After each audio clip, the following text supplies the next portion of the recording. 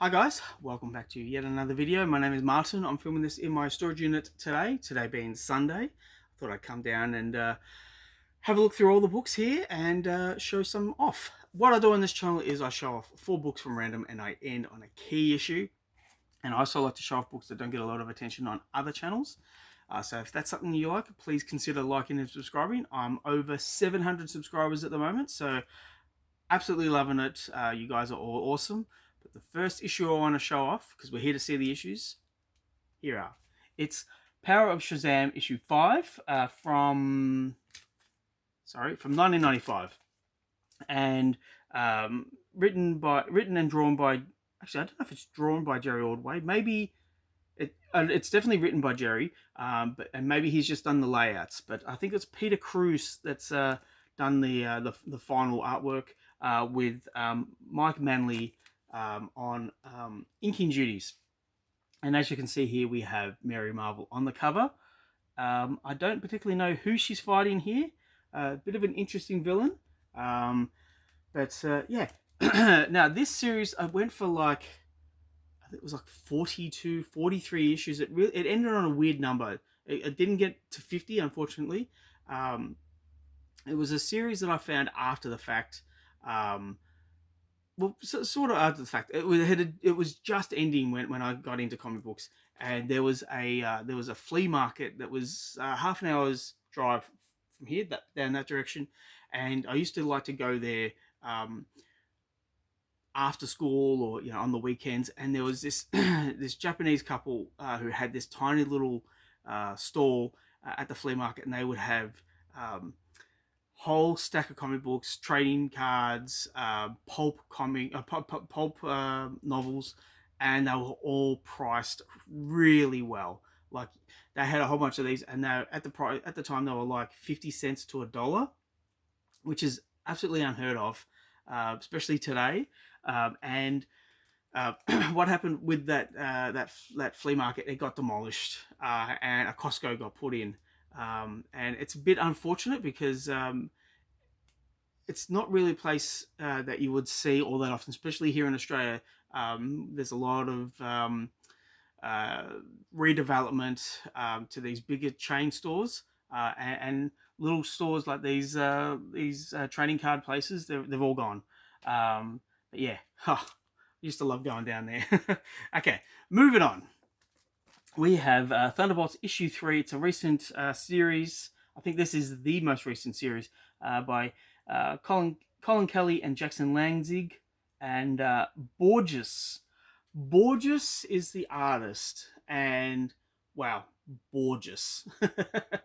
um, the artwork was nice. It's serviceable. I think if Borges had a little bit more time to show off the action, the Borges artwork could be gorgeous.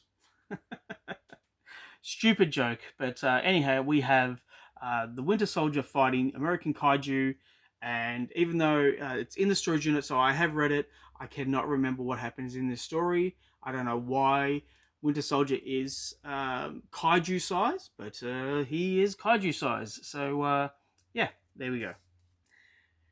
Now, the next issue is Iron Man issue 207, during the Bob Layton run, and we have the Silver Centurion armor. For some people, this is the armor. They love this era of Iron Man, and rightly so. Um, Bob Layton and David Michelinie, they really took Iron Man into strange and unusual places. Let's just say that. They knew what they had, and they knew what they were doing, and it was a very exciting time to be an Iron Man fan. And yeah, so that's issue 207. The good thing about Iron Man is that there's not a lot of key issues. There's like, the first issue, there's issue 55, which is first Drax and Thanos, first War Machine, maybe, if you want to get technical, Teen Tony. That's a particular favorite of mine. And it went for like 340 odd issues, and the later issues are really hard to find. Actually, maybe it went for 320 issues. I can't remember. It was around there. But for the most part, Iron Man is a series that you can pick up relatively cheaply, and there's some really good reads. So if you happen to find some Iron Mans and they're nicely priced, I'd say pick them up because yeah, you can't really go wrong with some Iron Man comic books. Well, back then for Volume 1. Now, the key issue that I wanted to show off, I just want to see the numbering. Okay, here it is. It's Doctor Strange, Sorcerer Supreme, issue 62.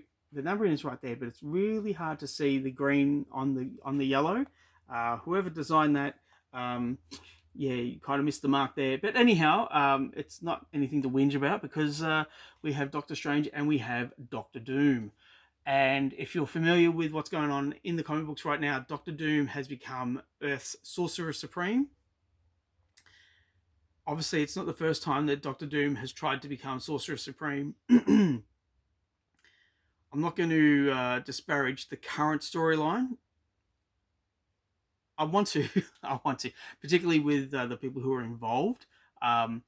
I just think that if you go back a little bit, and even further back into say the 60s, the stories are written a little bit better, a little bit more dramatically. But yeah, so anyway, I'm kind of getting off track. This is Doctor Doom and Doctor Strange. I'm surprised with the storyline that's happening right now that this book hasn't kind of taken off a little bit more. Can anyone explain to me why this book hasn't taken off? Because if we're having a line-wide story with Doctor Doom taking over the world as a Sorcerer Supreme, why aren't people going back and seeing these earlier reads? I do not know. But anyhow, that's the video for today. Please let me know what you think in the comments down below. Please like and subscribe if you wish to. I would really appreciate it. As always, thank you for sticking with me, and I will catch you at the next one. Bye.